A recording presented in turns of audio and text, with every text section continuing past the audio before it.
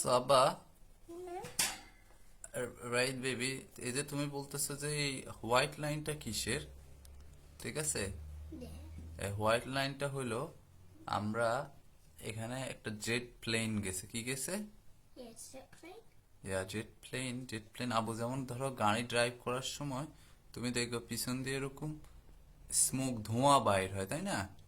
তো জেট প্লেনের ওই যে ধোঁয়াটা বাইর হয়, ঠিক আছে, ওই জেট প্লেনের ওই ধোঁয়ার সাথে এরকম পানি বাইর হয়। কি বাইর হয়?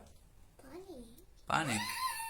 ওই পানিটা, ওইখানে তো অনেক ঠান্ডা, তো ঠান্ডার ফলে ওইটা একটা ক্লাউডের মতো হয়ে যায় বেসিক্যালি পানিটা, ঠিক আছে? অনেক ঠান্ডার কারণে ওইখানে একটা ক্লাউডের লাইন তৈরি করছে, ঠিক আছে? এটা মিল্কি ওয়ে না, ড্যাড, ওকে?